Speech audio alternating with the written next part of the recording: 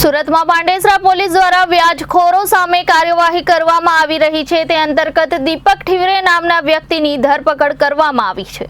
સુરતમાં પાંડેસરા પોલીસ દ્વારા વ્યાજખોર સામે કાર્યવાહી હાથ ધરવામાં આવી છે। તે અંતર્ગત દીપક ઠીવરે નામના વ્યક્તિની ધરપકડ કરવામાં આવી છે। વ્યાજે રૂપિયા આપી તે લોકોની મિલકત ખોલાવી લેતો હતો। ઘરમાં તપાસ કરતા તેમાં અનેક ફાઇલો મળી આવી હતી। આરોપી હાઉસકીપિંગ માટે માણસો રાખતો હતો। 10 થી 15% વ્યાજ હાઉસકીપિંગમાં રાખશે। માણસોના પગારમાંથી કાપી લેતો હતો। માણસો વ્યાજ ન આપે તો તેની મિલકતો પડાવી લેતો હતો। ઘરમાંથી એવી ફાઇલો મળી આવી કે રૂપિયા પરત આપ્યા છતાં પણ ફાઇલ પરત આપી નથી। પાંડેસરા પોલીસે આ બાબતે ગુનો નોંધી વધુ તપાસ શરૂ કરી છે।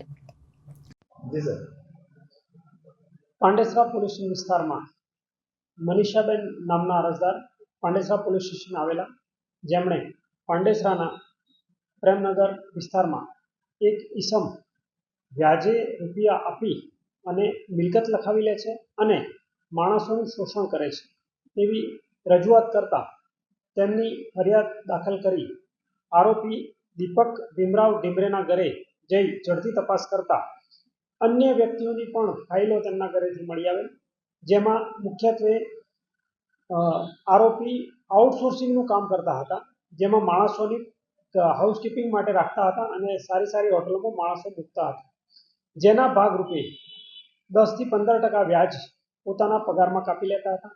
નાની એક એમાઉન્ટ આપતા, જેને વ્યાજ ચડાવીને માણસોની સાથે સતત વ્યાજના ભાગરૂપે તેમના પગારમાં કાપીને તેમનું લાંબા સમયથી શોષણ કરતા હતા।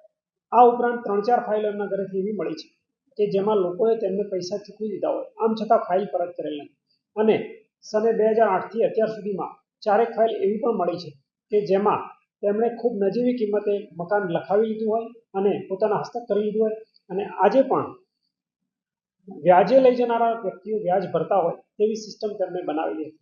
પોતે હાઉસકીપિંગના માણસોનું કામ કરે છે તેવું જણાવે છે, પરંતુ હકીકતમાં મજબૂરીમાં આવેલા માણસોને નાનકડું પેમેન્ટ આપી પોતાની પાસે રાખી વ્યાજના ભાગરૂપે તેમનું શોષણ કરી નિયમિત રીતે તેમનું એક્સપ્લોટેશન કરતા હોય છે। જે હકીકત પોલીસના ધ્યાને આવતા બીજા ફરિયાદીનો પણ કોન્ટેક્ટ કરી આશરે 4 ગુના તેઓના વિરુદ્ધ પાંડેસરા પોલીસ સ્ટેશનમાં દાખલ કરવામાં આવ્યો છે। Reporter Arvind Rathod, Janadesh news, Surat.